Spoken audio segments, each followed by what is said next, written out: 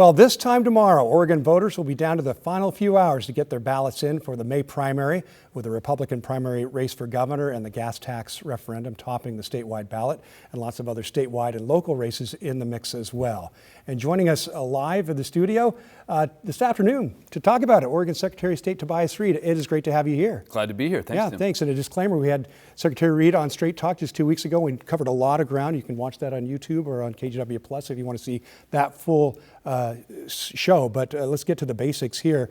And with just hours to go, what's your message now at this point for Oregonians about voting? Well, my message is that turnout is strong, but we're never going to be satisfied until we get to 100%. So to any eligible voter who has not yet turned in their ballot, please, it is not too late. We got a little over 24 hours. The best thing to do is to get to an official drop box or an elections office and get your ballot in so your vote is counted. Yep. And I got to ask, what changed in terms of not using the post office and counting on that postmark this year over in the past, where people felt comfortable dropping those into boxes or at mail post offices and getting the postmark? What changed? You certainly can do that, but the U.S. Postal Service has engaged in a number of cuts, which means that for anyone outside of a 50-mile radius of Portland, their mail is going to go to Portland for processing and postmarking. So even if it's just going across town, it's going to go all the way to Portland. That means you can't count on that postmark happening before the deadline. So if you're in that spot where you really need to use the Postal Service,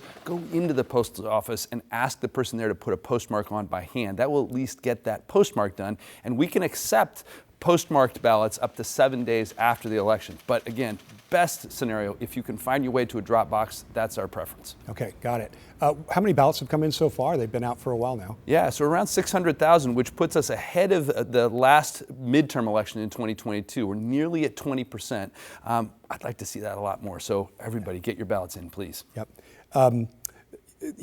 There has been skepticism, it seems, across the country in terms of how safe our elections are, how secure they are. What do you tell people about Oregon's vote-by-mail system that should reassure them? I think everyone should realize that our elections are safe, accurate, and fair. All you got to do is think about all the steps that are involved. In order to get a ballot, you have to prove your identity and your citizenship. Then the ballot comes to you. It's barcoded, so we know where it's going. We know when it's coming back. If you've lost your ballot or you made a mistake, you need another one, you can get another one, but that second one has a barcode too, and it invalidates the first one, so no one is voting more than once.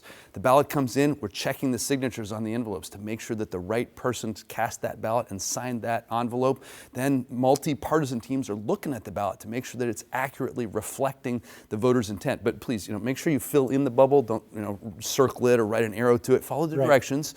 Then they're counted by machines that are never connected to the internet. Those same machines are tested publicly before and after the election for accuracy. We keep all those ballots safely and securely. We audit them.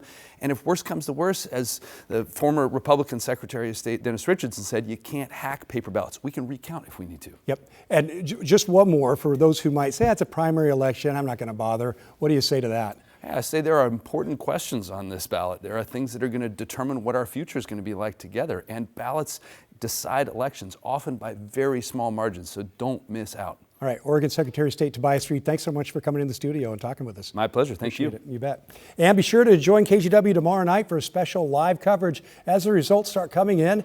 Join our team of reporters plus a panel of experts as we dig into what it all means and set the stage for November. That's tomorrow night at 8 o'clock, only on our free TV streaming app, KGW Plus.